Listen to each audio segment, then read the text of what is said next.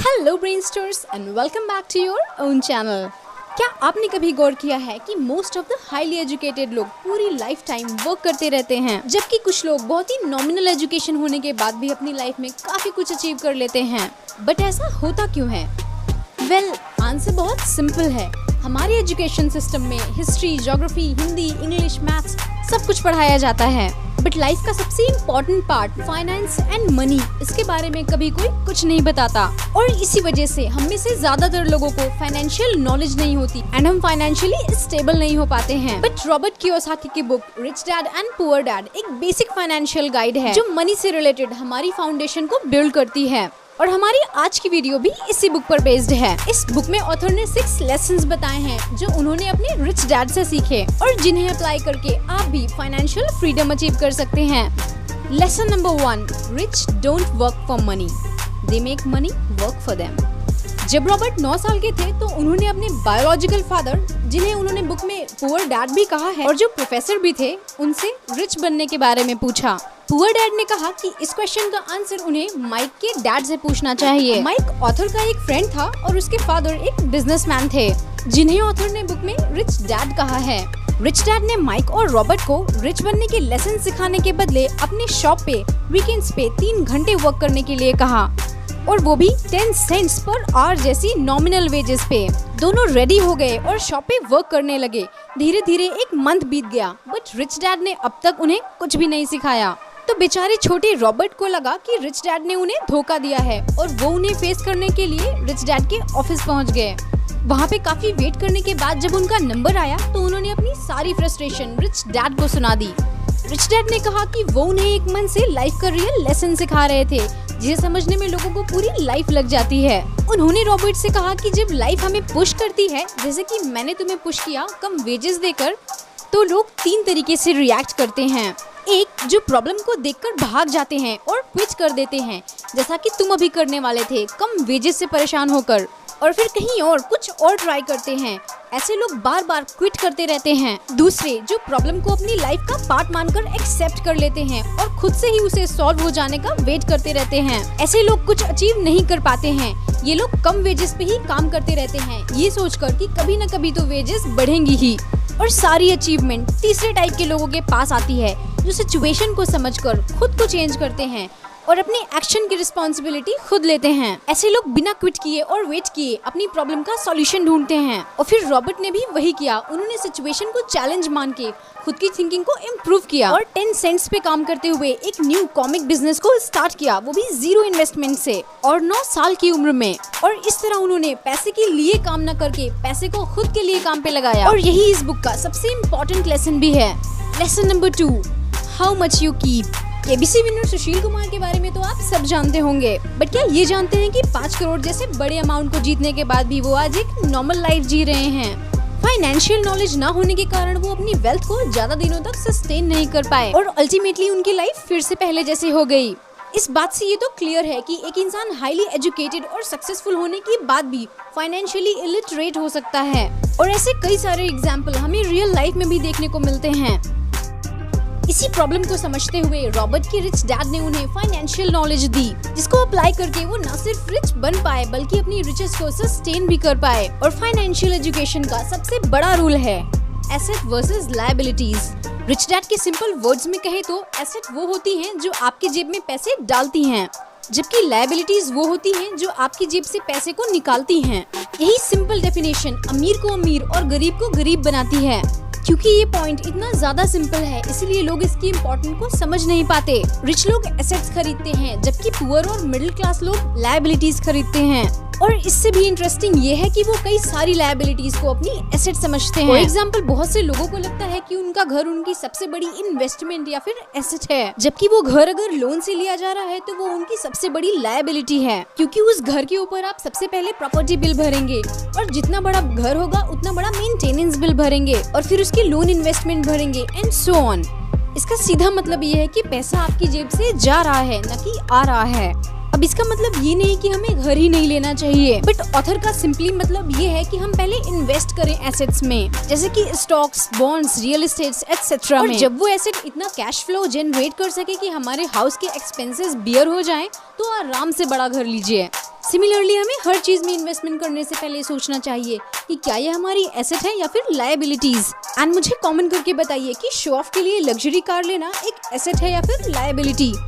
Lesson number 3, mind your own business.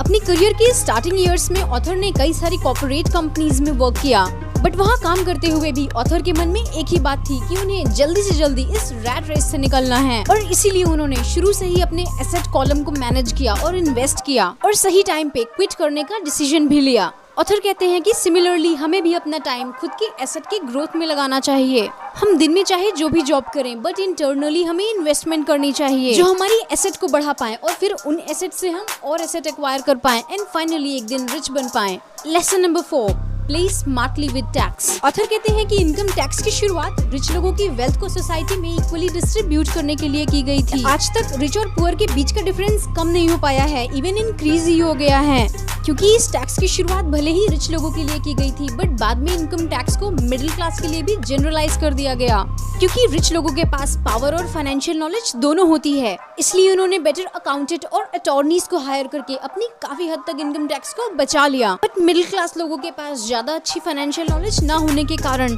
इन लोगों ने चुपचाप बिना किसी एफर्ट के अपना टैक्स पे किया। ऑथर कहते हैं कि अगर हम सच में रिच होना चाहते हैं तो हमें सबसे पहले अपनी फाइनेंशियल नॉलेज बढ़ानी होगी और बेटर इन्वेस्टमेंट के जरिए अपनी मेहनत की इनकम को यूज करना होगा, जिससे हम फाइनली रिच बन पाएं। Lesson number 5, rich invent money. 1990 की बात है, फेनिक्स एरिजोना में इकोनॉमी की हालत बहुत खराब थी। उस टाइम $1 लाख की प्रॉपर्टी भी $75,000 में मिल रही थी। ऐसे लो इकोनॉमिक टाइम में भी ऑथर ने रियल एस्टेट एजेंट से डील न करके बैंकरप्सी ऑफिसर से डील करने का डिसीजन लिया, जहां उन्हें $75,000 की प्रॉपर्टी $20,000 के अराउंड मिल गई। क्योंकि उस टाइम ऑथर ने मार्केट में काफी सारी इन्वेस्टमेंट कर रखी थी, इसलिए उनके पास कैश की कमी थी, तो उन्होंने एक फ्रेंड से 90 डेज के लिए $2,000 का लोन लिया, वो भी $200 के इंटरेस्ट पे, और उस लोन के पैसे से उन्होंने प्रॉपर्टी की डाउन पेमेंट कर दी। फिर उन्होंने इमीडिएटली प्रॉपर्टी को एडवर्टाइज करना शुरू कर दिया। उन्होंने एड चलाई कि $75,000 की प्रॉपर्टी $60,000 में अवेलेबल है। बहुत सारे लोगों ने उन्हें अप्रोच किया और प्रॉपर्टी भी काफी जल्दी बिक गई। ऑथर ने $2,500 प्रोसेसिंग फी चार्ज की, जिससे उन्होंने अपने फ्रेंड के लोन के पैसे वापस कर दिए और $20,000 की प्रॉपर्टी को $60,000 में बेच के $40,000 इन्वेंट किए, और वो भी सिर्फ कुछ घंटों की मेहनत में। $40,000 की वैल्यू आज के समय में 3 लाख के आसपास है, जो कि कई लोगों के लिए बहुत बड़ा अमाउंट तो नहीं होगा, बट एक मिडिल क्लास इंसान अगर हर महीने 10,000 भी सेव करे तो सोचिए 3 लाख सेव करने में उसे कितना टाइम लगेगा। ऑथर कहते हैं इसीलिए सेविंग से ज्यादा इन्वेस्टमेंट जरूरी है। अब हार्डवर्क करके सेव करके रिच होने का तरीका बहुत पुराना हो चुका है। ये टाइम सही अपॉर्चुनिटीज को पहचानने का है, जो कि हर जगह बिखरी हुई हैं। बस हमारे पास फाइनेंशियल इंटेलिजेंस के साथ साथ करेज होना चाहिए, क्योंकि इंटेलिजेंस होगी तभी हम अपॉर्चुनिटी को पहचान पाएंगे, और करेज होगा तभी हम एक्शन ले पाएंगे। दुनिया इतनी तेजी से ग्रो हो रही है कि हर मिनट मिलियंस ऑफ अपॉर्चुनिटी तैयार हो रही हैं। सालों पहले जब सिर्फ जमीन थी तो लोगों ने जमीन एक्वायर की और रिच बने। फिर इंडस्ट्रीज का टाइम आया और जिसने इंडस्ट्रीज एक्वायर की वो रिच हुआ, और इसी टाइम अमेरिका भी सुपर पावर बना। और अब जो एज है वो इंफॉर्मेशन एज है।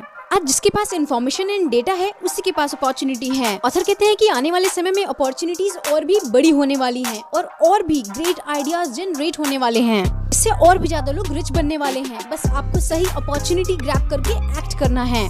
Lesson number 6, work to learn. एक बार ऑथर सिंगापुर में एक न्यूज़पेपर को इंटरव्यू दे रहे थे। इंटरव्यूअर एक लेडी थी जो कि ऑथर की फैन थी, और उन्होंने ऑथर से कहा, एक दिन मैं भी आपकी तरह बेस्ट सेलिंग ऑथर बनना चाहती हूँ। रॉबर्ट ने उस लेडी के आर्टिकल्स पढ़े हुए थे जो कि काफी अच्छे थे, तो इसलिए रॉबर्ट ने उस लेडी से कहा कि आपकी राइटिंग स्टाइल बहुत ही इंटरेस्टिंग है, बट मेरे हिसाब से आपको सेल्स ट्रेनिंग कोर्स ज्वाइन कर लेना चाहिए, क्योंकि ये आपके करियर को बूस्ट कर सकता है। इस बात से वो लेडी काफी गुस्सा हो गई और उसने ऑथर को कहा कि वो ऑलरेडी लिटरेचर में पोस्ट ग्रेजुएट है, इसलिए उसे सेल्स स्कूल जाने की जरूरत नहीं है, और उसे सेल्स पर्सन बिल्कुल भी नहीं पसंद। तब ऑथर ने एक्सप्लेन किया कि भले ही उनकी राइटिंग स्टाइल इतनी ज्यादा अच्छी नहीं थी, बट उन्हें मार्केटिंग और स्किल्स की नॉलेज थी, इसलिए उनकी बुक बेस्ट सेलिंग बुक बन पाई। बट अगर उन्हें सिर्फ अच्छे से लिखना आता और सेल्स ना आती तो उनकी बुक बेस्ट राइटिंग बुक बनकर रह जाती। ऑथर कहते हैं कि हर प्रोफेशन में लोग कुछ ना कुछ सेल करते ही हैं। टीचर अपनी नॉलेज सेल करता है, डॉक्टर अपनी एडवाइस सेल करता है, एंड बैंकर अपनी सर्विसेज सेल करता है, एंड सो ऑन।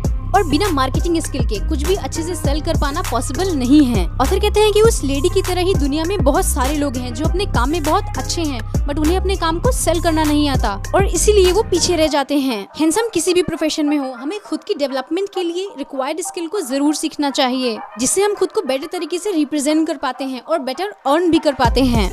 सो ये थे वो 6 लेसन्स जो आपको अपनी लाइफ में जरूर अप्लाई करने चाहिए, जिससे आप रिच बन पाएं।